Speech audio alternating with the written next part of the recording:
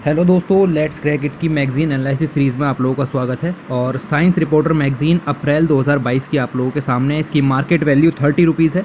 आप इसको मार्केट से परचेज़ कर सकते हैं। मैं इसकी पीडीएफ भी आपको अवेलेबल कराऊंगा। नीचे टेलीग्राम चैनल का लिंक दिया गया है, वहाँ से आप इसकी पीडीएफ जो है वो डाउनलोड कर सकते हैं। तो चलिए देखते हैं कि इस मैगज़ीन के अंदर से हमारे काम की क्या क्या चीज़ें यहाँ पर निकल करके आती हैं। तो सबसे पहला जो एडिटोरियल यहाँ पर दिया गया है ये रहा।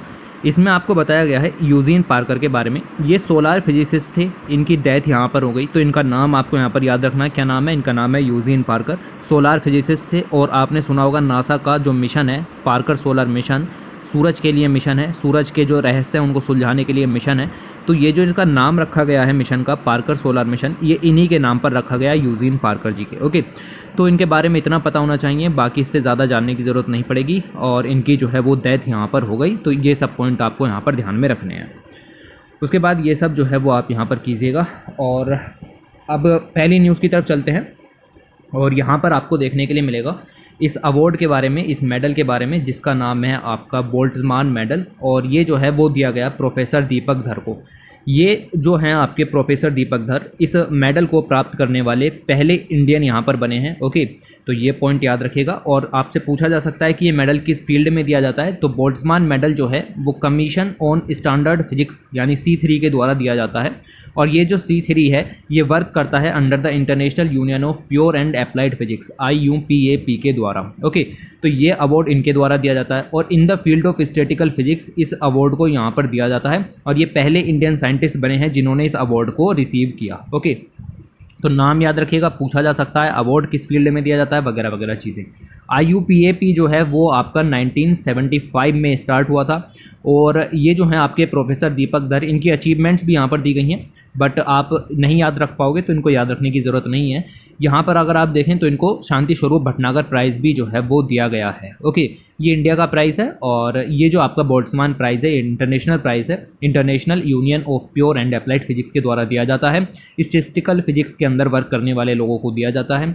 और ये जो अवार्ड है वो आपका 1975 से शुरू हुआ था। और फर्स्ट टाइम जो है यहाँ पर लिखा हुआ है KG विल्सन को दिया गया था, जो कि बेसिकली इनको यहाँ पर ये अवार्ड दिया गया था। इतना याद रखने की ज़रूरत नहीं, क्योंकि ये इंडियन को मिला है तो आपको इसके बारे में पता होना चाहिए। ओके, उसके बाद दूसरी जो यहाँ पर न्यूज़ आती है वो आपको देखने के लिए मिलेगी।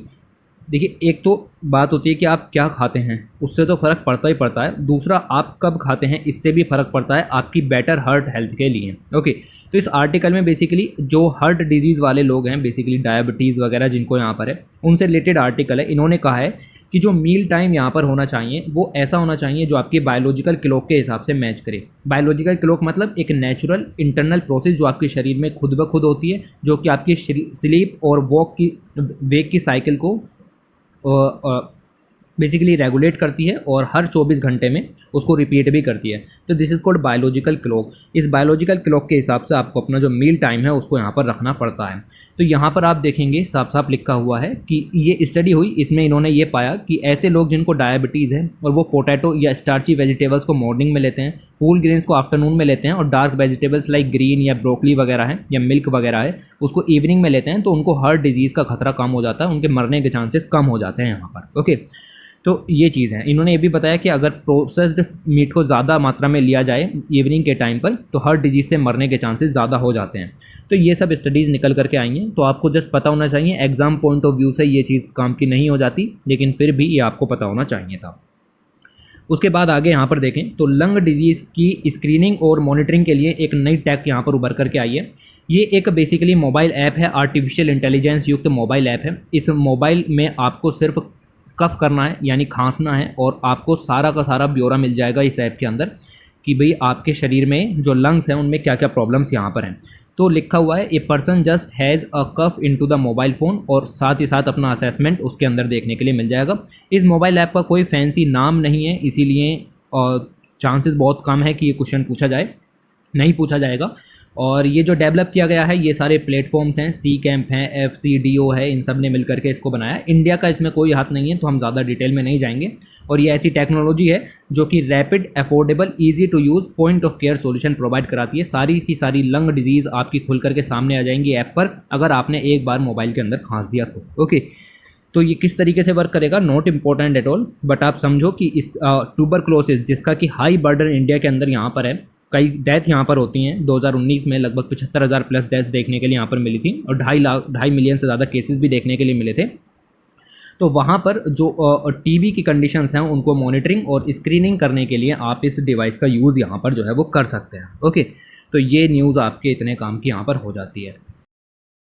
ओके, तो अगला जो यहाँ पर आर्टिकल है वो आपकी कवर स्टोरी के रूप में है, बट ज़्यादा खास आर्टिकल नहीं है क्योंकि इसके अंदर जो है वो स्टडी एक पर्टिकुलर फैमिली की गई है जो कि वेस्ट बंगाल में रहती है। वहाँ पर कुछ हर्डल्स देखने के लिए मिली, अंडर न्यूट्रिशन की कंडीशंस देखने के लिए मिली और साथ ही साथ जो माल न्यूट्रिशन है उसकी भी कंडीशन देखने के लिए मिली। तो इन्होंने यहाँ पर एनालिसिस किया है, ये खुद जा करके जिनका ये नाम है, जिन्होंने आर्टिकल को लिखा है, उन्होंने इसके बारे में पूरी रिसर्च की और उसको आर्टिकल को यहाँ पर जो है वो डाला। ओके, तो ज़्यादा डिटेल में नहीं जाएंगे क्योंकि पूरे इंडिया की कंडीशन को दर्शाते हुआ आर्टिकल नहीं है, ठीक है, एक पर्टिकुलर कंडीशन को दिखाते हुए, लेकिन हाँ जो न्यूट्रिशन वगैरह से रिलेटेड प्रॉब्लम्स हैं वो तो आपको यहाँ पर पता चलेंगे ही चलेंगे।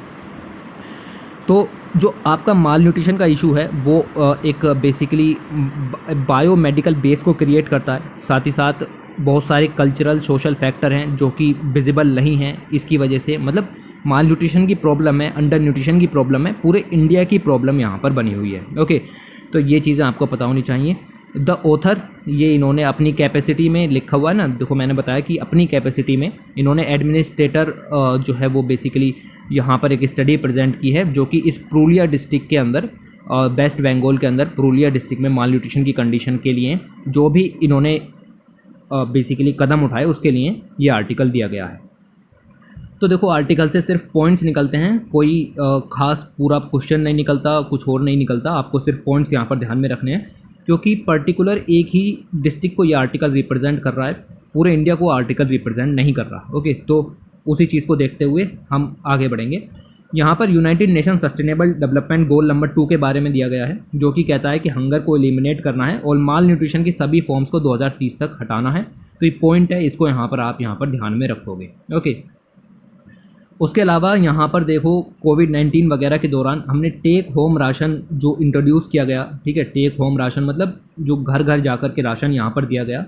ओके, ये सब प्रोवाइड किया गया, उसके बावजूद देखने के लिए मिला है, आप देखो लिखा है डेस्पाइट द THR यानी कि this take home ration the district of Purulia West Bengal, खास उसी की डिस्ट्रिक्ट की बात हो रही है इसलिए आर्टिकल का कोई सिग्निफिकेंस नहीं है। ओके, देखने के लिए मिला है कि वहाँ पर जो माल न्यूट्रिशन चिल्ड्रन हैं उनके केसेस यहाँ पर बने हैं। ओके, जबकि हमने राशन भी अवेलेबल कराया है उसके बावजूद ये केसेस यहाँ पर बने हैं और साथ ही साथ ये भी दिखाया गया है कि intra house hold allocation patterns भी अनइक्वल हैं।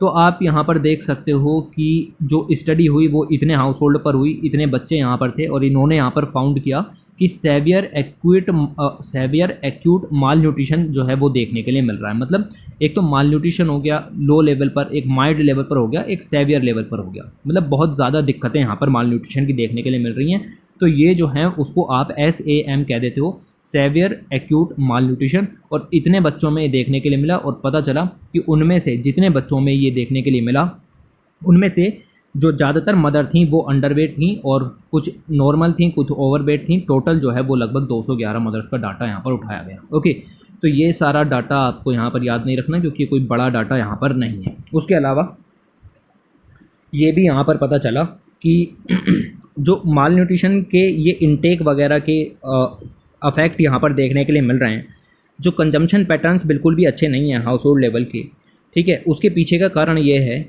कि आपका जो क्रॉपिंग पैटर्न है वो बिल्कुल भी अच्छा नहीं है, डाइटरी प्रैक्टिस जो है वो भी बिल्कुल भी अच्छी नहीं है। ठीक है, राशन अवेलेबल है लेकिन आप उसको कंज्यूम किस तरीके से कर रहे हो वो भी तो इम्पोर्टेंस रखता है, क्योंकि हमारी जो एग्री फूड चेन है उसमें कंजम्पशन एक इम्पोर्टेंट पार्ट प्ले करता है। तो ये चीज़ें काफ़ी ज़्यादा ज़रूरी यहाँ पर हो जाती हैं।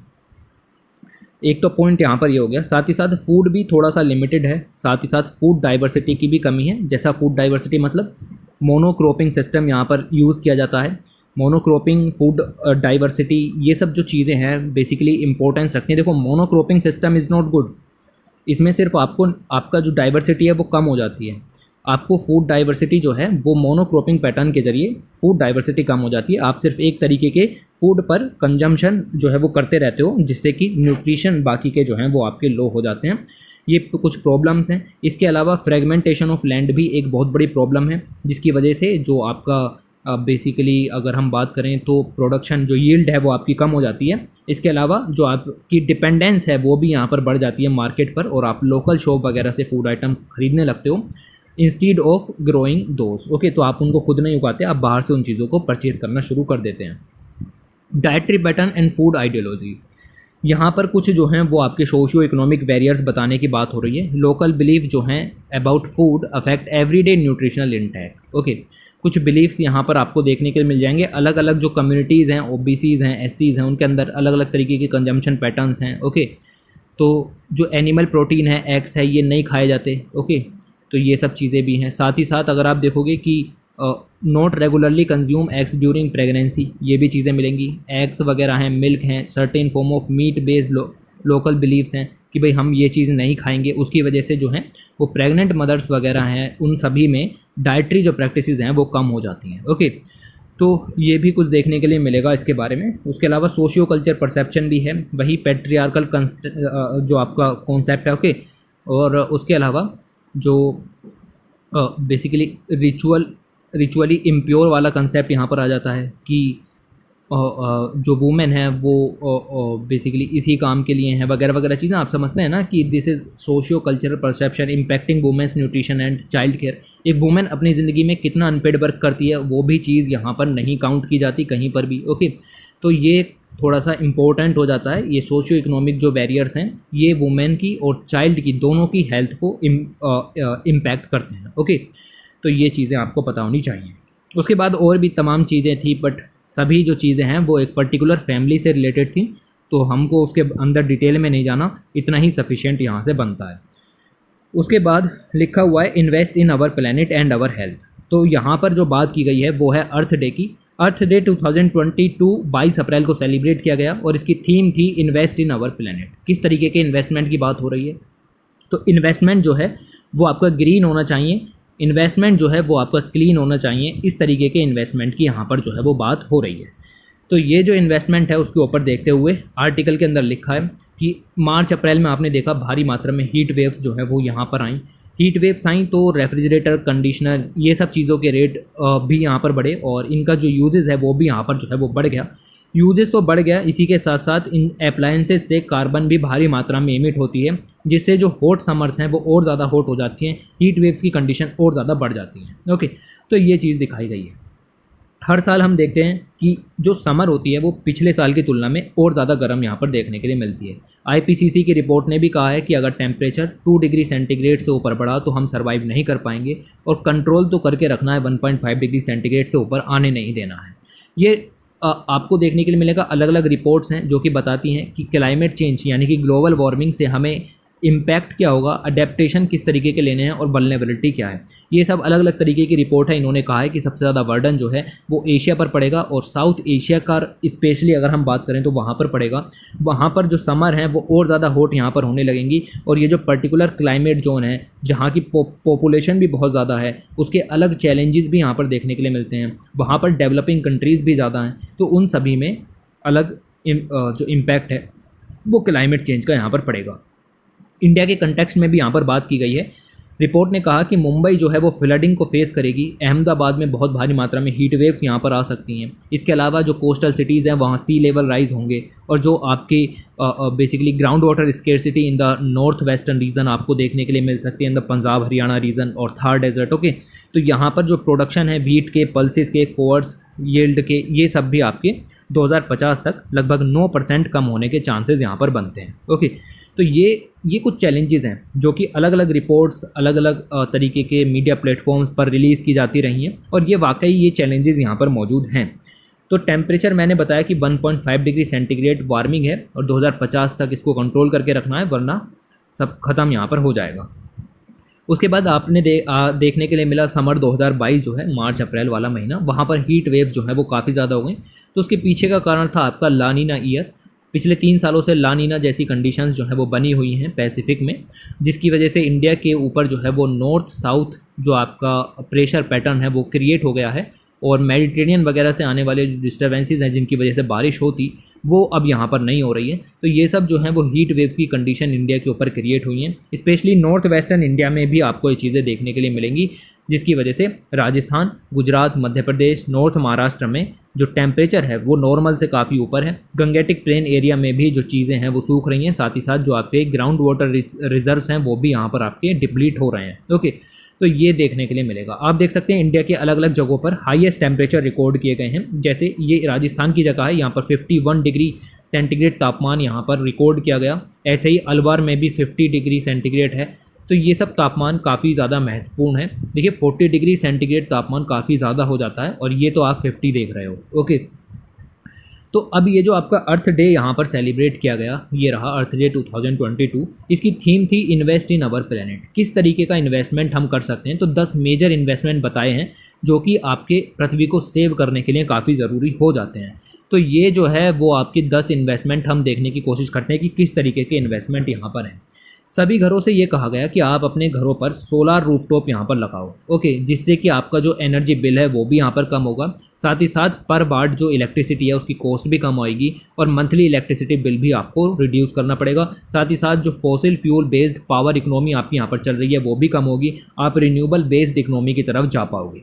तो पहला इन्वेस्टमेंट आप ये कर सकते हो। दूसरा, जितना भी कंस्ट्रक्शन मटेरियल यूज़ होता है घर वर बनाने के लिए, वहाँ सब इको फ्रेंडली मटेरियल का यूज़ होना चाहिए। ब्रिक्स ऐसी होनी चाहिए जो वातावरण के अकॉर्डिंग सूरज की किरणों को यानी कि हीट को एब्जॉर्ब करें और रिफ्लेक्ट करें। ग्लासेस जो लगाने हैं बिल्डिंग्स के अंदर वो हीट रिफ्लेक्टिंग होने चाहिए और उनके अंदर मेटेलिक कोटिंग होनी चाहिए, जिससे सनलाइट जो है अगर पास करवानी है तो पास हो पाए, अदरवाइज रिफ्लेक्ट यहाँ पर हो पाए। ओके, तो ये सब चीज़ें भी यहाँ पर देखने के लिए मिल रही हैं। इसके अलावा डे टाइम के दौरान अपने जो दरवाजे वगैरह उनको बंद ना करें, एसी वगैरह दिन में यहाँ पर ना चलाएं, ब्लैंकेट वगैरह ओढ़ करके इस तरीके के काम यहाँ पर बेसिकली एसी जो है वो दिन में यूज़ ना करें, इस बात को यहाँ पर कहा गया है। जो एसीज़ हैं वो लगभग 25 डिग्री सेंटीग्रेड पर वर्क करती हैं, 16 डिग्री सेंटीग्रेड पर वर्क नहीं करती, तो आप डे टाइम में आराम से जो है बिना एसी के भी यहाँ पर काम कर सकते हैं। उसके अलावा यहाँ पर आपको बताया गया है कि अलग अलग अप्लाइंसेस के लिए सेंसर्स का यूज़ करें। जैसे ही उसका मतलब अप्लाइंसेस का काम हो जाए तो वो तुरंत स्टॉप हो जाए, इससे उनकी यूजेस कम होगी, वही इलेक्ट्रिसिटी बिल कम होगा, कंजम्पशन कम होगा, साथ ही साथ जो ग्रीन हाउस गैसेज हैं वो भी कुछ हद तक कम की जा सकती हैं। उसके अलावा क्लाइमेट फ्रेंडली फूड ऑप्शन अपनाए जा सकते हैं and plant based food system, जिससे कि रिसोर्सेज कम से कम यहाँ पर यूज़ किए जा सकें। सस्टेनेबल एग्रीकल्चर प्रैक्टिसेस इसी का ही पार्ट यहाँ पर बन जाता है। फूड को वेस्ट ना करें, उनको अवॉइड करें, ठीक है, फूड वेस्ट को अवॉइड करें और साथ ही साथ जो ओवरऑल वेस्ट है उसका सेग्रीगेशन बहुत ज़्यादा ज़रूरी है। लेस फूड वेस्ट जो है उसका मतलब ये होगा कि less green house gas generate होंगी और इससे जो है वो आपको फ़ायदा देखने के लिए मिलेगा, क्योंकि मोर ग्रीन हाउस गैसेज जो हैं वो आपकी ट्रांसपोर्ट और बायोडिग्रेडेबल वेस्ट से भी रिलेटेड हैं। तो बायोडिग्रेडेबल वेस्ट के अंदर फूड वेस्ट भी एक इंटीग्रल पार्ट बन जाता है। उसके अलावा रिन्यूएबल एनर्जी के डिस्ट्रीब्यूशन के लिए लार्ज स्केल इन्वेस्टमेंट की ज़रूरत है, जिससे ट्रांसपोर्ट सेक्टर है या फिर इंडस्ट्रियल सेक्टर है उसका डीकार्बोनाइजेशन किया जा सके। ट्रांसपोर्ट के जो मोड हैं उनको प्राइवेट कार से पब्लिक ट्रांसपोर्ट की तरफ ले जाना होगा। हर कोई अपनी पर्सनल कार जो है वो लेकर के यहाँ पर घूम रहा है, उसकी जगह आपको पब्लिक ट्रांसपोर्ट जो है वो बढ़ाना है। इलेक्ट्रीफाइड मास ट्रांसपोर्टेशन का यूज़ करें, यानी कि इलेक्ट्रिक व्हीकल वगैरह की बात यहाँ पर है। ट्रांसपोर्ट सेक्टर के लिए आप देखो 3 इंपॉर्टेंट सेगमेंट यहाँ पर दिए गए हैं। उसके अलावा जो कुकिंग वगैरह की टेक्नोलॉजीज़ हैं वो नई और अफोर्डेबल होनी चाहिए, वहाँ से किसी भी तरीके के हार्मफुल इमिशन नहीं होने चाहिए। और अगर कुकिंग सेक्टर से इमिशन हो रहे हैं तो आप समझ लो आपकी इकोनॉमी के ऊपर हेल्थ बर्डन भी यहाँ पर बढ़ने वाला है। तो ये सब काम आप अगर यहाँ पर कर सकते हो तो आप एक सेफ़ प्लेनेट क्रिएट कर सकते हो, जिसमें हमने बताया कि किस तरीके से इन्वेस्टमेंट होना चाहिए। तो इस तरीके के इन्वेस्टमेंट आपको यहाँ पर देखने के लिए मिलेंगे। अब ये सब तो आपके इन्वेस्टमेंट हो गए। इसके अलावा हेल्थ प्रॉब्लम्स भी दिखाई गई हैं। अगर ग्लोबल वार्मिंग यहाँ पर होती है तो हेल्थ प्रॉब्लम्स भी साथ में यहाँ पर आती हैं, लाइक हीट रेसेस हैं, ओके, बॉयज़ हैं, ये सब कॉमन है। ओके, हार्श समर में सन के जो एक्सपोजर्स हैं उसकी वजह से ड्राइनेस देखने के लिए मिलती है, स्किन डिजीज़ भी यहाँ पर हो जाती हैं, साथ ही साथ अस्थमा की प्रॉब्लम या ब्रीदिंग की प्रॉब्लम भी यहाँ पर देखने के लिए मिलती है। डिहाइड्रेशन भी यहाँ पर हो जाता है और स्पेशली डायबिटिक पीपल्स में इस चीज़ की काफ़ी जो समस्या है वो देखी गई है। उसके अलावा इन्फेक्शन जो है वो भी समर में हाई हो जाते हैं। और याद रखना समर्स में जो पैथोजेंस हैं उनके लिए ग्राउंड जो है वो और ज़्यादा मजबूत हो जाता है। पैथोजेंस सबसे ज़्यादा जो है वो समर सीज़न के अंदर एक्टिव हो जाते हैं, तो इससे जो है वो बीमारियों का ख़तरा बढ़ जाता है। उसके बाद आगे चलते हैं और यहाँ पर हम बात करेंगे ऑटो इम्यून डिजीज़ के बारे में। ऑटो इम्यून डिजीज़ जो हैं वो ऐसी डिजीज़ होती हैं जो खुद के यानी अपने खुद के ही इम्यून सिस्टम को हर्ट करना शुरू कर देती हैं। ओके, हर एक जीवित प्राणी के अंदर अपना इम्यून सिस्टम होता है। अगर उसके अंदर किसी भी तरीके का पैथोजन अंदर घुसा तो ये इम्यून सिस्टम उसको ख़त्म कर देता है एनिमी सेल समझ करके। ओके, तो ये काम होता है। लेकिन जब आपका खुद का ही इम्यून सिस्टम आपके ही अगेंस्ट यहाँ पर हो जाए तो इसको कहते हैं ऑटो इम्यून डिजीज़, और ऐसी डिजीज़ बहुत ही ज़्यादा खतरनाक हो जाती हैं ह्यूमन सिस्टम के लिए भी। ओके, तो इंडिया जो आपका ह्यूमन इम्यून सिस्टम है वो एक कॉम्प्लेक्स नेटवर्क तो है ही, और उसके अंदर आप देखो सेल, टिश्यूज़, ऑर्गन्स वगैरह को प्रोटेक्ट करके रखता है किसी भी तरीके के आउटसाइड जो इन्वेडर्स हैं लाइक वायरस, बैक्टीरिया आपके शरीर में घुसे। तो ये आपका वाइट ब्लड सेल्स वगैरह हैं, इम्यून सिस्टम का ही एक पार्ट है, उससे हमारी वो बेसिकली रक्षा करते हैं ओके पैथोजन वगैरह से।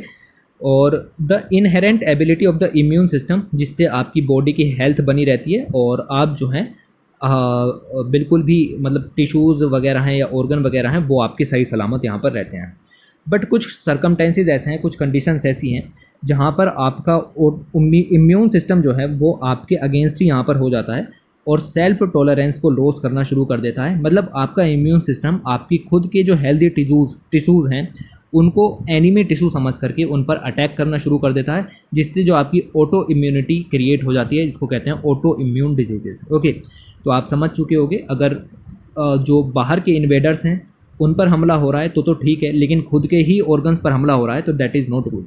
तो जो आपका ऑटो इम्यून डिजीज़ का प्रिवेलेंस है वो देखने के लिए मिला है पिछले दशक में, काफ़ी ज़्यादा बढ़ गया है और इस फील्ड में काफ़ी स्टडीज़ यहाँ पर की जा रही हैं।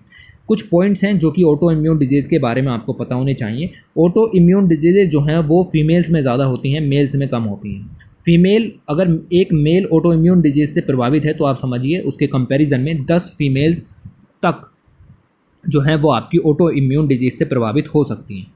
ये किसी भी एज में हो सकते हैं, याद रखना, बट मैक्सिमम जो हैं वो आपके रिप्रोडक्टिव ईयर्स में यहाँ पर होते हैं। उसके अलावा ऑटो इम्यून डिजीज़ जो हैं वो दूसरी ऑटो इम्यून डिजीज़ को भी कह सकते हैं कि उनको इंक्रीज़ कर सकती हैं। कहने का मतलब ये है कि एक ऑटो इम्यून डिजीज़ की प्रेजेंस दूसरी ऑटो इम्यून डिजीज़ की प्रेजेंस को इंक्रीज़ कर सकती हैं। 30 से 40% तक आपको दूसरी ऑटो इम्यून डिजीज़ हो सकती हैं। ओके, इसके अलावा there are more than 80 type of auto immune disease, ये भी आपको पॉइंट याद रखना है। इसके अलावा इसकी जो कैटेगरी है उसको 2 भागों में बांटा गया है। 2 ग्रुप में आपके ऑटो इम्यून डिजीज़ होते हैं। पहला होता है ऑर्गन स्पेसिफिक डिजीज़, एक पर्टिकुलर ऑर्गन इसमें अफेक्ट होता है, आपका जो इम्यून सिस्टम है वो एक पर्टिकुलर ऑर्गन के अगेंस्ट यहाँ पर हो जाता है और उस ऑर्गन को यहाँ पर ख़राब करना शुरू कर देता है। ओके, जैसे थायरॉइडिसिस है, ओके, इस तरीके की डिजीज़ आपको मिल जाएंगी, या ये सब हैं डायबिटीज़ मेलिटस टाइप 1 की डिजीज़ है। दूसरी होती हैं आपकी सिस्टेमिक डिजीज़, ये जो है वो बहुत सारे ऑर्गन्स पर एक साथ अटैक करती हैं, in which the immune system attacks self antigens in several organ. तो अंतर जो है वो सेवरल और 1 का है। ओके, इसके भी कुछ एग्जाम्पल्स यहाँ पर दिए गए हैं, तो आप देख सकते हो यहाँ पर, ये है आपका सिस्टेमेटिक ल्यूपस एरिथ्रीमटोसिस। ओके, ये आपको यहाँ पर याद नहीं रखना। इसके कुछ और एग्जांपल्स हैं लाइक रूमेटॉइड अर्थराइटिस है, ये वेरी इंपॉर्टेंट, ये आपको याद रखना है। ओके, तो इस तरीके की कुछ चीज़ें हैं जो कि आपको यहाँ पर ध्यान में रखनी है कि भाई कुछ होती हैं ऑटो इम्यून डिजीज़ जो कि ऑर्गन स्पेसिफिक होती हैं, कुछ होती हैं जो कि आपकी सिस्टेमेटिक डिजीज़ यहाँ पर होती हैं। अब इसमें कुछ रिस्क फैक्टर हम यहाँ पर देखने की कोशिश करते हैं। ऑटो इम्यून डिजीजेज जो हैं वो can develop in anyone with a genetic pre disposition. Okay, ये एक पॉइंट, अभी इसको समझते हैं कि क्या कहने की कोशिश हो रही है। It has been seen that a person with 1 auto immune disorder has increase the risk of developing another by 30%। ये पॉइंट मैं आपको क्लियर कर चुका हूँ। ओके, इसके अलावा कुछ और फैक्टर भी हैं जिसकी वजह से ये जो रिस्क है इसका खतरा बढ़ जाता है। ओके, रिस्क जो है वो बढ़ जाता है ऑटो इम्यून डिजीज का। पहला है आपका जेनेटिक्स। ओके ये देखो, कुछ ऑटो इम्यून डिजीज़ ऐसी होती हैं जो कि आपकी फैमिलीज़ में बढ़ती रहती हैं, मतलब हेरिडेटरी हो जाती हैं। लेकिन इसका मतलब ये नहीं है कि ऑटो इम्यून डिजीज़ जो है वो हेरिडेटरी होती ही होती हैं। ओके, आपकी फैमिली में कोई ऑटो इम्यून डिजीज़ है वो नीचे हो सकती है कि आपके जो ऑफस्प्रिंग्स हैं उनमें चली जाए, लेकिन इसका मतलब ये बिल्कुल भी नहीं है कि ऑटो इम्यून डिजीज़ हेरिडेटरी होती हैं। तो पहला पॉइंट यहाँ पर याद रखिएगा कि auto immune disease are not hereditary. Okay, just इतना पॉइंट याद रखना, बाकी आपको इसमें कुछ भी याद नहीं रखना। उसके अलावा कुछ एनवायरमेंटल फैक्टर हैं जो इसको ट्रिगर करते हैं। ऑटो इम्यूनिटी को कुछ एनवायरमेंटल फैक्टर ट्रिगर करते हैं और उसकी वजह से देखो, जैसे कि कुछ एनवायरमेंटल फैक्टर ऐसे हैं जिनसे आप एक्सपोज यहाँ पर हो गए तो आपका ऑटो इम्यून सिस्टम जो है वो एंड बेसिकली आपका जो इम्यून सिस्टम है वो ऑटो इम्यून सिस्टम में क्रिएट यहाँ पर हो जाता है, और वो इस चीज़ को डिफरेंस नहीं कर पाता कि जो हमारे शरीर की एंटीबॉडी सेल्स हैं, नॉर्मल सेल्स हैं, और जो बाहर से सेल्स यहाँ पर आई हैं उनके बीच का जो डिफ्रेंशिएट है उसको यहाँ पर नहीं कर पाता। तो ये कुछ चीज़ें हैं जो आपको पता होनी चाहिए। लाइक एक सनलाइट आपके शरीर पर पड़ी, ओके, उससे ऑटो इम्यूनिटी क्रिएट हो सकती है। तो कुछ एनवायरमेंटल फैक्टर हैं जिसकी वजह से ऑटो इम्यूनिटी डिजीज़ जो है वो बढ़ने के खतरे यहाँ पर हो जाते हैं। ऐसे ही जेंडर है, मैंने बताया कि जो ऑटो इम्यून डिजीज़ हैं वो फीमेल्स में ज़्यादा होती हैं, और फीमेल्स में भी जब चाइल्ड बियरिंग ईयर्स होते हैं उस समय पर ये चीज़ ज़्यादा होती है। जो लोग स्मोकिंग करते हैं उनमें भी इस चीज़ का खतरा बहुत ज़्यादा यहाँ पर बढ़ जाता है। तो आप समझो कि ऑटो इम्यून डिजीज़ के लिए बेसिकली किस चीज़ से यहाँ पर हो सकता है। तो ये सब देखो एनवायरमेंटल फैक्टर हैं, कुछ जेंडर बेस्ड फैक्टर हैं, स्मोकिंग है, ओके। ऐसे ही आपको याद रखना है ओबेसिटी, मोटापे की वजह से भी हो सकता है, विटामिन डी की कमी है तो उससे भी हो सकता है, और स्ट्रेस वगैरह अगर आप ज़्यादा लेते हैं तो उसमें भी ऑटो इम्यूनिटी देखने के लिए मिल सकती है। ऑलराइट, तो जितना समझ में आया उतना ठीक, वरना ये 6 पॉइंट थे, बस इनको पढ़ लेते तो भी काम यहाँ पर हो जाता। देखो लिखा हुआ है auto immune disease are not hereditary और इन्फेक्शियस। पहला पॉइंट, ऑटो इम्यून डिजीज़ जो हैं वो हेरिडेटरी नहीं होती हैं, इन्फेक्शियस नहीं होती हैं। ऑटो इम्यून डिजीज़ किसी भी एज ग्रुप में हो सकती हैं, फीमेल्स में बहुत ज़्यादा कॉमन है, स्पेशली रिप्रोडक्टिव एज ग्रुप में। ऑटो इम्यून डिजीज़ जो हैं वो अदर रिस्क 30 से 40% तक अदर रिस्क जो है उसको बढ़ा देती हैं।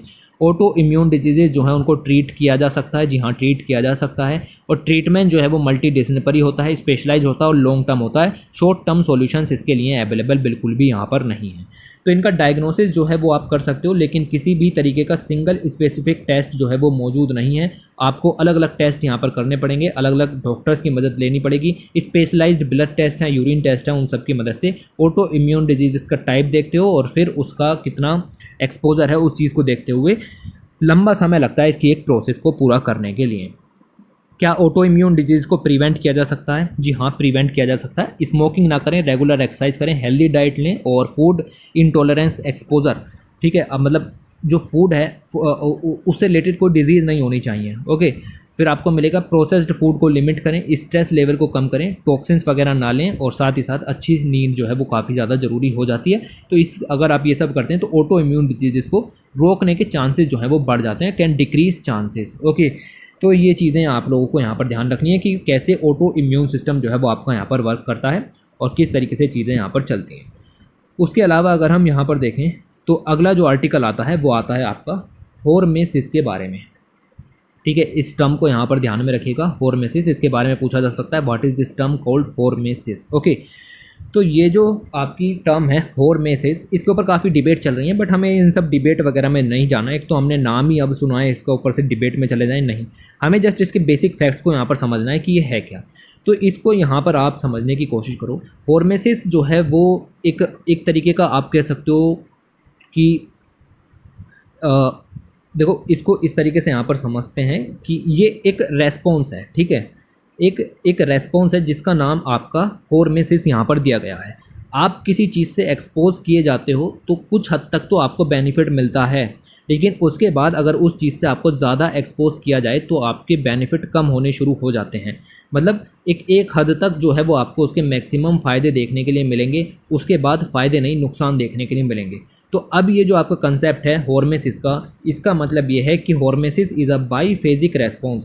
बाईफेजिक का मतलब इसके अंदर दो फेज़ होते हैं, एक फेज़ होता है इनहिबिटरी फेज़, एक होता है स्टिमुलेटरी फेज़। बाईफेजिक रेस्पॉन्स है किस चीज़ का? कोई भी सेल हो सकती है, कोई भी ऑर्गेनिज्म हो सकता है, पेड़ हो सकते हैं, पौधे हो सकते हैं, ठीक है।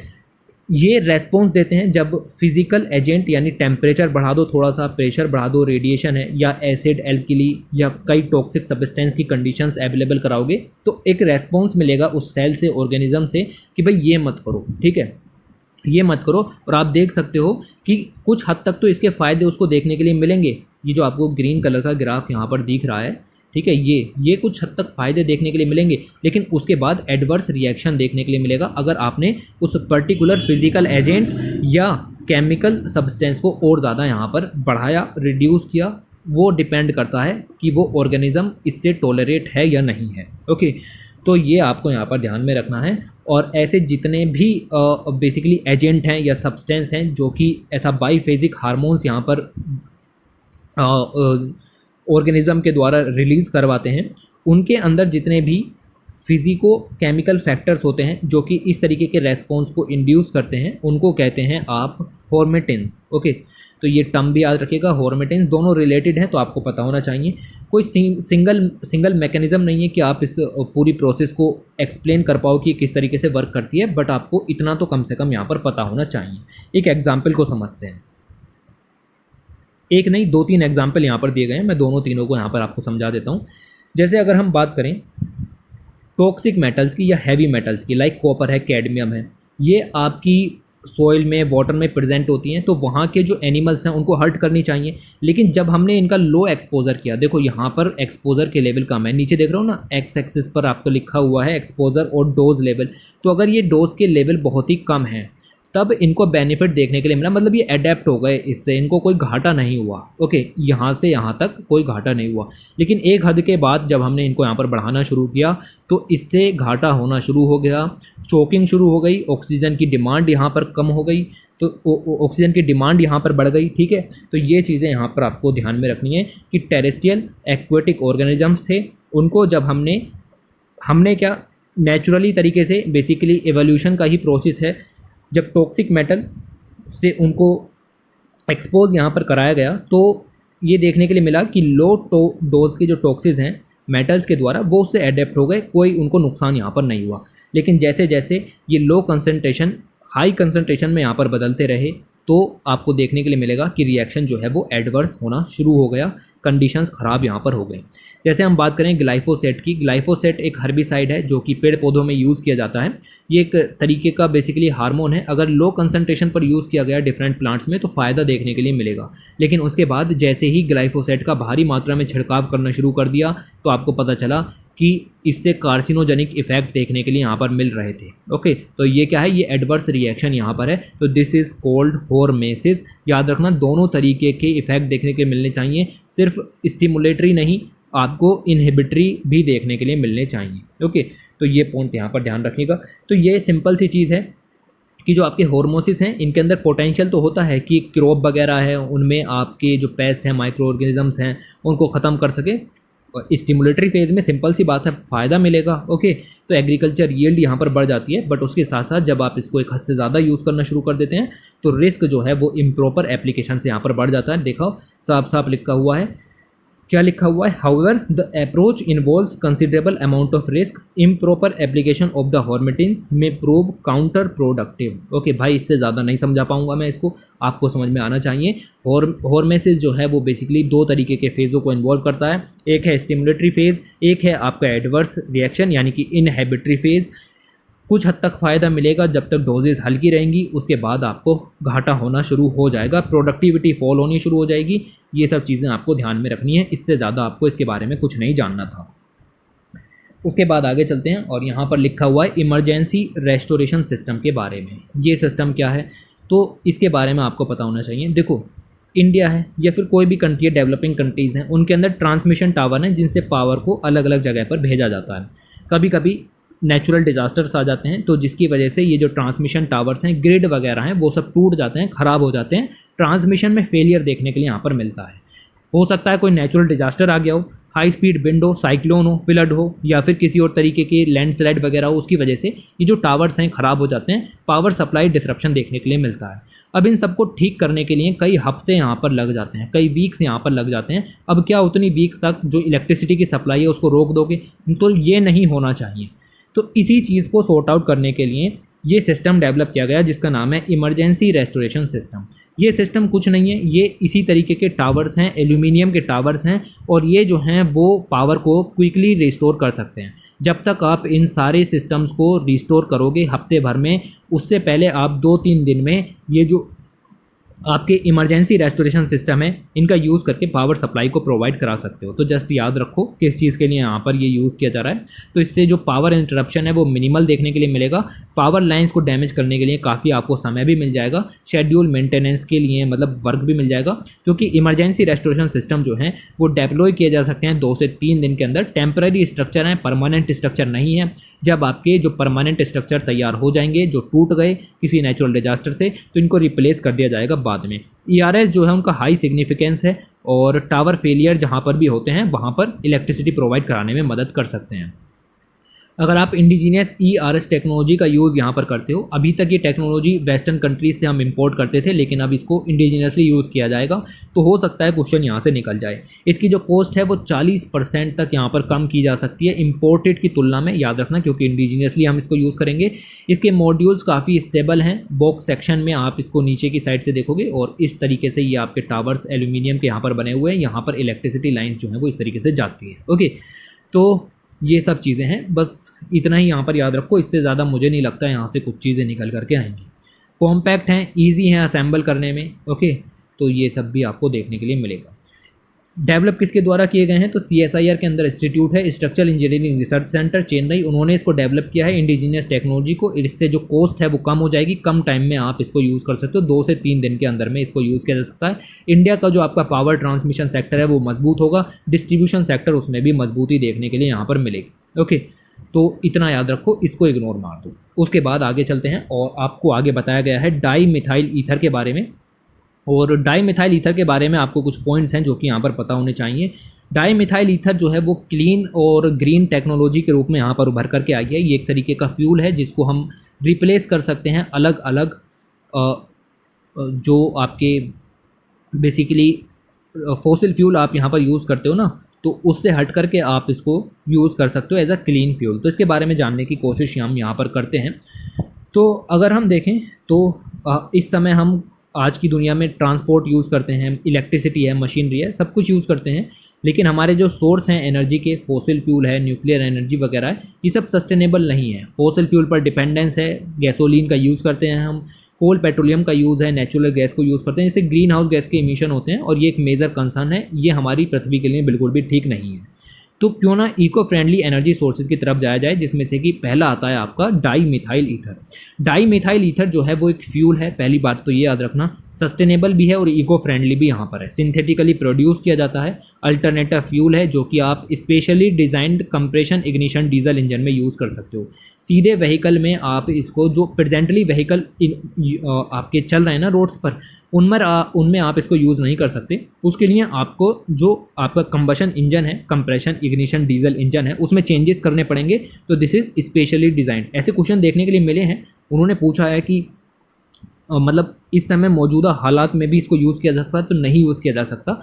आपको इसके लिए जो इंजन्स हैं उनको मॉडिफाई करना पड़ेगा। ओके, नॉर्मल एटमॉस्फेरिक कंडीशन में ये कलरलेस गैस के रूप में है, लेकिन प्रेशराइज करके इसको आप जो है वो आप बेसिकली फ्यूल जो है उसके रूप में भी यूज़ कर सकते हैं, लिक्विड फ्यूल के रूप में भी आप इसको यूज़ कर सकते हैं। ओके, तो अभी जो है वो बेसिकली केमिकल इंडस्ट्री में यूज़ होता है, एरोसोल प्रोपेलेंट के रूप में, सोलवेंट है, फ्यूल है, रेफ्रिजरेटर में भी यूज़ होता है। इसकी जो कैलोरीफिक वैल्यू है वो भी काफ़ी सही है और इसकी जो थर्मल इफ़िशियंसी है ट्रेडिशनल फ्यूल की तुलना में वो भी सिमिलर है, तो कोई घाटा नहीं होगा। जो आपकी एनर्जी इफ़िशियंसी है वो भी भरपूर मात्रा में मिलेगी, लेकिन इमिशन भी यहाँ पर कम हो जाते हैं और पार्टिकुलेटेड मैटर भी कम हो जाता है, यानी कि this is a clean fuel. Okay, ये चीज़ याद रखना। इंपॉर्टेंस तो ये है कि ये इस समय वर्तमान में डाई मिथाइल ईथर पहले से ही रेफ्रिजरेटर में यूज़ किया जा रहा है। जो आपके ओजोन डिप्लीटिंग क्लोरोफ्लोरोकार्बन्स हैं उनकी जगह पर एरोसोल प्रोपेलेंट के रूप में भी इसको यहाँ पर यूज़ किया जा रहा है, पहले से रेफ्रिजरेटर के रूप में, रेफ्रिजरेंट के रूप में भी यूज़ किया जा रहा है। तो ये काफ़ी इंपॉर्टेंट हो जाता है एक नेशन की इकोनॉमी के लिए। ओके, अब याद रखना कि डाई मिथाइल ईथर जो है वो एक सेकंड जनरेशन का फ्यूल है, सेकंड जनरेशन का बायोफ्यूल कह सकते हो। 3 जनरेशन आई हैं अभी तक, चौथी भी आ चुकी है, बट मेनली 3 ही पढ़ाई जाती हैं। तो बायोफ्यूल जनरेशन पहली तो है वो फूड क्रॉप के ऊपर बेस्ड थी, दूसरी जो है वो बेसिकली हमने एनर्जी क्रॉप्स को डेवलप किया लाइक जेट्रोफा वगैरह है, और तीसरे नंबर पर जो है वो हम माइक्रोब्स का यूज़ करके बायोफ्यूल को डेवलप करते हैं। तो डाई मिथाइल ईथर जो है वो सेकंड जनरेशन का बायोफ्यूल है, इसको याद रखिएगा। और बेसिकली इतने प्रेशर पर जो है वो लिक्विफाई भी किया जा सकता है, जैसा कि मैंने बताया। बेसिकली तो है वो आपको गैसियस स्टेट में, लेकिन आप प्रेशराइज करके इसको लिक्विफाइड कर सकते हो। ओके, तो ये काफ़ी इंपॉर्टेंट है। अगली जो प्रॉपर्टीज़ हैं वो हैं आपकी, ये नॉन कोरोसिव है, कार्सिनोजेनिक इफेक्ट्स भी नहीं है, नॉन टॉक्सिक है, और साथ ही साथ जो है वो एयर एक्सपोजर भी इसका कोई ज़्यादा हार्म यहाँ पर नहीं पहुँचाता। इसके अलावा वेरी वेरी इंपॉर्टेंट पॉइंट, जो आप एलपीजी घर के अंदर यूज़ करते हो, जो कि प्रोपेन और ब्यूटेन का मिक्सचर होती है, लिक्विफाइड पेट्रोलियम गैस के अंदर सुटेबल सब्सटीट्यूट के रूप में आप इसको यूज़ कर सकते हो, मतलब एज अ एलपीजी भी आप इसको यूज़ कर सकते हो। वेरी वेरी इंपॉर्टेंट पॉइंट याद रखिएगा। उसके अलावा जो आप हाउस होल्ड कुकिंग में इसको यूज़ कर सकते हो, ठीक है, हमने देखा एलपीजी सब्सटीट्यूट के रूप में यूज़ हो सकती है। इसके अलावा जो हैवी ड्यूटी ट्रक्स हैं, जहाँ पर भारी मात्रा में डीजल का यूज़ यहाँ पर होता है, कन्वेंशनल डीजल ट्रक्स हैं, वहाँ पर भी इसकी इफिशियंसी अच्छी देखी गई है, तो आप डाई मिथाइल ईथर को वहाँ पर भी यूज़ कर सकते हो। इंडिया जो है वो बहुत भारी मात्रा में हमारा जो पैसा है वो बाहर जाता है, ओके, और बाहर से हम ऑयल को इम्पोर्ट करते हैं, जिससे हमारा ट्रेड डेफिसिट भी देखने के लिए मिलता है, करंट अकाउंट डेफिसिट पर भी, सभी चीज़ों पर असर पड़ता है, इकोनॉमी हर्ट होती है, ग्लोबल मार्केट में हमारी छवि भी ख़राब होती है। इस तरीके से इतना ज़्यादा हम क्रूड ऑयल पर डिपेंड रहते हैं। इंडिया जो है वो अभी यंग कंट्री है, अभी 75 साल हमारी स्वतंत्रता को यहाँ पर हुए हैं, तो हम क्या कर सकते हैं कि सेल्फ रिलायंट इस क्षेत्र में हासिल कर सकते हैं। डाई मिथाइल ईथाइल के प्रोडक्शन में हम एक महत्वपूर्ण भूमिका यहाँ पर निभा सकते हैं। तो ये सेल्फ रिलायंस करने में हमारी यहाँ पर मदद करेगा। और जो आपका जो हम कोल वगैरह का यूज़ करते हैं उसको तो हम हटाएंगे ही।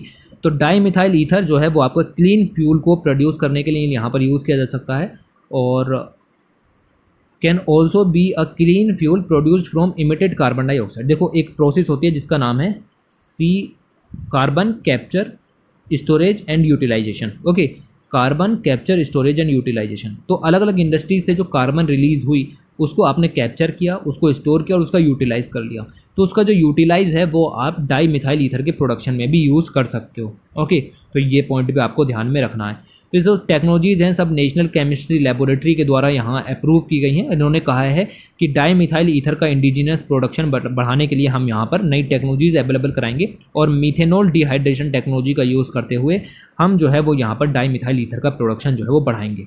इसमें आपकी जो प्रोसेस है या फिर जो कैटलिस्ट वगैरह यहाँ पर यूज़ होंगे are economically comparable to the available procedures, ज़्यादा महंगा भी नहीं है, इस चीज़ को भी यहाँ पर याद रखें।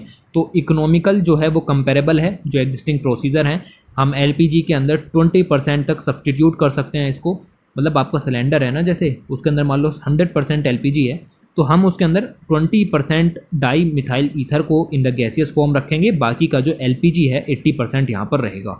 तो इससे जो है वो हम काफ़ी हद तक जो क्लीन इंडिया के मिशन है या फिर स्वच्छ भारत के मिशन है उनको भी पूरा कर सकते हैं, ओके। तो ये चीज़ आप यहाँ पर ध्यान में रखिएगा।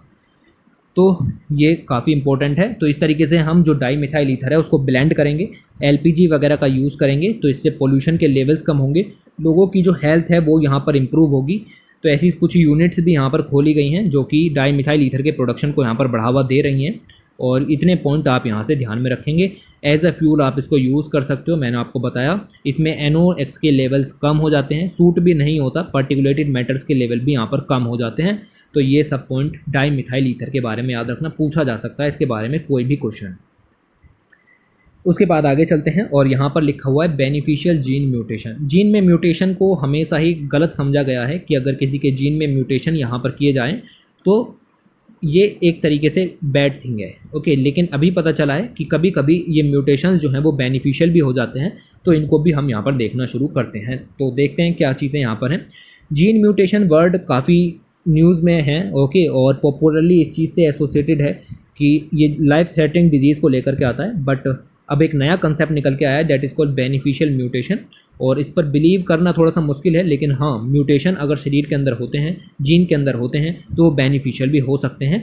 बेनिफिशियल म्यूटेशन जो है वो ऑल लिविंग बींग्स में देखने के लिए मिलते हैं, इंक्लूडिंग ह्यूमंस, ओके।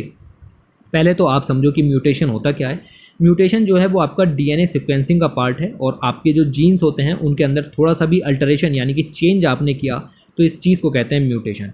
आप चेंज कर सकते हो सिंगल बेस के अंदर में भी, जिसको कहते हैं पॉइंट म्यूटेशन। आप डिलीट कर सकते हो या इंसर्ट कर सकते हो पूरा का पूरा एक बेस, जिसको कहते हैं फ्रेम शिफ्ट म्यूटेशन। और आप क्या कर सकते हो कि पूरा क्रोमोसोम चेंज कर सकते हो, जिसको कहते हैं क्रोमोसोमल म्यूटेशन। तो ये कुछ टाइप्स हैं म्यूटेशन के। इसमें आपको पहला वाला जो टाइप है वो आपको याद रखना है, that is called point mutation, यानी कि जो आपका सिंगल बेस है उसकी एक फॉर्म को दूसरी फॉर्म में चेंज करना, that is called point mutation. देखो DNA होता है डबल हेलिक्स संरचना, इसके अंदर इस तरीके के स्ट्रक्चर्स यहाँ पर पाए जाते हैं, ठीक है। एडिनोसिन है, साइटो ये आपका ACGT होता है ना, ओके। ये जो बेस पेयर्स होते हैं, इन बेस पेयर्स में पर्टिकुलर चेंज करना, this is called point mutation, एक पर्टिकुलर सिंगल बेस में चेंज करना, this is called point mutation. Okay, तो इसको यहाँ पर याद रखना कि ये किस तरीके से यहाँ पर होते हैं। म्यूटेशंस अगर होकर होते हैं तो बेसिकली पास हो सकते हैं आपकी संतानों के अंदर में भी। ओके, यानी कि हेरिडिटरी भी ये म्यूटेशन हो सकते हैं। दिस मीन्स एवरी सेल जो ऑफस्प्रिंग कैरी करेगा इस म्यूटेशन की, वो आपके पास होते रहेंगे नीचे की तरफ, कॉपी यहाँ पर होती रहेगी। ओके, और इस तरीके से जो आपके वो एडिटेड या जो आपकी म्यूटेशंस हैं वो आपकी ऑफस्प्रिंग्स में कॉपीज़ यहाँ पर होते रहेंगे। म्यूटेशंस जो हैं वो सम टाइप्स ऑफ एरर ओकर कर देते हैं। ओके, आपने शरीर में जेनेटिक म्यूटेशन यहाँ पर हुए, ओके, चेंजेस यहाँ पर हुए, तो कुछ जो है वो नेचुरल बायोकेमिकल प्रोसेस के जरिए लाइक डीएनए डुप्लीकेशन है, सेल डिवीज़न है, इस दौरान कुछ ना कुछ एरर्स यहाँ पर हो जाते हैं इन म्यूटेशंस में, जिसकी वजह से आप जो है वो मान लो, ठीक है, कुछ तो चीज़ें हो गई आपकी ये कि डीएनए डुप्लीकेशन हुआ या सेल डिवीज़न हुआ, इसके अलावा केमिकल पॉल्यूटेंट से एक्सपोजर हो गया, यूवी एक्सवी रेडिएशन से आप यहाँ पर जो है वो एक्सपोज यहाँ पर हो गए, तो इन सब की वजह से जो है वो आपके शरीर में म्यूटेशन जो है वो एरर यहाँ पर हो जाती है, और जिसकी वजह से नई जो बीमारियाँ हैं वो देखने के लिए मिलती हैं, और ये जो बेसिकली लाइफ थ्रेटनिंग डिजीज़ आपको देखने के लिए मिलती हैं, और इनको आप कहते हो बेसिकली इन शॉर्ट, इनको आप कहते हो debilitating and life threatening disease. Okay, तो ये पॉइंट आपको यहाँ पर ध्यान में रखना है। लाइक कुछ म्यूटेशंस हैं जिसकी वजह से बीमारियाँ like cystic fibrosis, sickle cell anaemia, ये बीमारियां हैं सब ये, ठीक है, इनके नाम याद रखने की ज़रूरत नहीं है, बट समझो कि दिस अगर म्यूटेशन यहाँ पर हुआ और वो ऑफस्प्रिंग्स में इस तरीके से जाने लगा, हेरिडिटरी होने लगा, तो कुछ ना कुछ जो चेंजेस हैं बायोकेमिकल प्रोसेस के जरिए एक्सटर्नल एजेंट से एक्सपोजर हो सकता है, उसके द्वारा आपके जो some types of error mutation के अंदर यहाँ पर हो जाएगी, जिससे ये सब बीमारियाँ देखने के लिए यहाँ पर मिलेंगी। ओके, तो ये तो सब हो गए निगेटिव साइड जो हमने यहाँ पर देखी। यहाँ पर आपको देखने के लिए मिलेगा बेनिफिशियल म्यूटेशन, जो कि कुछ हद तक बेनिफिट भी आपको यहाँ पर करते हैं। ओके, म्यूटेशंस जो हैं वो can improve the existing useful function, मतलब जो आप फंक्शन यहाँ पर करते हैं आपके शरीर के अंदर अलग अलग ऑर्गन्स के फंक्शन होते हैं, तो अगर जेनेटिक म्यूटेशन को यहाँ पर म्यूटेशन यहाँ पर किया गया, ओके, तो वो कुछ हद तक बेनिफिशियल हो सकता है, जिसको हम कहते हैं यूजफुल फंक्शन, यानी कि gain to function mutation. Gain of function mutation का मतलब ये है कि आपके फंक्शंस में बढ़ोतरी देखने के लिए मिलेगी, और फंक्शंस में बढ़ोतरी देखने का मतलब ये है कि आपको गेन यहाँ पर होगा, यानी कि आपको बेनिफिट यहाँ पर जो है वो देखने के लिए मिलेगा। This is called beneficial mutation. Okay, ऐसे ही दूसरा देखने के लिए मिल सकता है टर्न ऑफ फंक्शंस, जो कि पैथोलॉजिकल होते हैं, मतलब आपके जो फंक्शंस हैं वो कम हो जाएंगे, और ये बिल्कुल भी अच्छी बात नहीं है, इसके बारे में हम देख चुके हैं। फिलहाल हमको यहाँ पर देखना है गेन ऑफ फंक्शन म्यूटेशन के बारे में। ओके, जिससे कि आपके फंक्शंस जो हैं वो यहाँ पर बढ़ सकते हैं, तो उसके बारे में भी यहाँ पर आपको बताया गया है। ओके, तो अगर हम इस चीज़ की यहाँ पर बात करें तो कुछ हद तक ही बेनिफिशियल होते हैं। दीज म्यूटेशन जो हैं उनके अपने करेक्टरिस्टिक्स होते हैं डेट अनेबल करते हैं इंडिविजुअल को कि वो चेंजिंग एनवायरनमेंट से बेटर अडेप्ट हो सकें। देखो, मैंने आपको बता दिया कि ये बेनिफिशियल है, इसका मतलब ये है कि जैसे जैसे क्लाइमेट चेंज होता रहेगा वैसे वैसे आपके म्यूटेशंस जो हैं वो चेंज होते रहेंगे, और आपके फंक्शंस जो हैं वो चेंजिंग एनवायरमेंटल के हिसाब से अडेप्ट यहाँ पर होते रहेंगे। This term adapt shows beneficial mutation. Okay, तो ये काफ़ी इंपॉर्टेंट हो जाता है, और ये दिखाता है कि नेचुरल सिलेक्शन इसी तरीके से यहाँ पर होता है। ओके, तो ये चीज़ें आपको समझ में आनी चाहिए। तो how are beneficial mutation detected, तो अलग अलग लोगों पर स्टडी यहाँ पर हुई है। सिकल सेल एनीमिया पर भी कुछ टेस्टिंग यहाँ पर की गई है। ओके, बेसिकली कंसेप्ट ज़्यादा डेवलप नहीं है, इसलिए आपको सिर्फ इतना भी पता हो तो भी यहाँ पर चलेगा कि there is something called beneficial mutations. Okay, तो ये पॉइंट काफ़ी इंपॉर्टेंट यहाँ पर हो जाता है। तो देखो, जैसे सिकल सेल एनीमिया है तो इसके बारे में बताया है, अगर आपकी जो बेसिकली ऑक्सीजन कैरिंग ट्यूब है, अगर वो सिकल शेप की यहाँ पर हो जाती है तो ऑक्सीजन को ले जाने में काफ़ी दिक्कतें यहाँ पर आती हैं। ओके, या फिर ब्लड है आर्टरीज़ में, वो लेस एफिशिएंट यहाँ पर हो जाता है, जिसकी वजह से अलग तरीके की और जेनेटिक डिजीज़ देखने के लिए यहाँ पर मिल सकती हैं। तो सिकल शेप्ड एनीमिया इस तरीके से आपके शरीर के लिए घातक साबित होता है, लेकिन अगर आप इसको राउंड अबाउट शेप में यहाँ पर कर दो तो ये काफ़ी इंपॉर्टेंट चीज़ है। इसकी वजह से जो है वो आपका सिकल सेल एनीमिया ख़त्म हो सकता है, और जो ब्लड कैरिंग एफिशिएंसी है या फिर ऑक्सीजन कैरिंग है एफिशिएंसी, वो यहाँ पर इम्प्रूव हो सकती है। ओके, ऐसे ही पार्किंसंस डिजीज़ से भी कुछ हद तक यहाँ पर जो है वो इन पर भी स्टडी यहाँ पर की जा रही है कि किस तरीके से म्यूटेशन जो है वो बेनिफिशियल हो सकते हैं इन डिजीज़ के एलिमिनेशन के लिए। ओके, तो मैं वही कह रहा हूँ, ये अगर आप इंटरनेट पर भी सर्च करोगे बेनिफिशियल म्यूटेशन पर, कुछ ज़्यादा कुछ डेवलपमेंट नहीं हुआ है, लेकिन यूपीएससी क्वेश्चन पूछ सकता है, तो इसीलिए आपको इसके बारे में इतना पता होना चाहिए। आप देख सकते हो अलग अलग जीन्स यहाँ पर दिए गए हैं और इन जीन्स में क्या म्यूटेशन किए जाएँ और ये म्यूटेशन किस चीज़ से आपको फ़ायदा यहाँ पर पहुँचाएंगे। ओके, तो ये चीज़ें आपको पता होनी चाहिए। उसके बाद मतलब ये रटने की ज़रूरत नहीं है, लेकिन हाँ टेबल दी गई थी तो हो गई। उसके बाद यहाँ पर जो है वो एक नया डिस्कवर किया गया, क्या, नैनो कैमिलियन। ओके, तो ये बेसिकली एक तरीके की रेप्टाइल की स्पीसीज़ है। आप जैसे इतना याद रखो कि ये रेप्टाइल है और दुनिया का सबसे टीनियस्ट रेप्टाइल यहाँ पर है, सबसे छोटा रेप्टाइल आपको यहाँ पर देखने के लिए मिलेगा। इसका जस्ट ये नाम याद रखो। ओके, नाम बाम कुछ नहीं, ये इस तरीके का यहाँ पर है, इसको याद रखो। ओके, तो ये चीज़ें आपके लिए ज़रूरी हो जाती हैं, बस इतना ही सफिशिएंट था। पूरी मैगज़ीन यहाँ पर हो गई, इससे ज़्यादा आपको इसके बारे में कुछ भी नहीं जानना।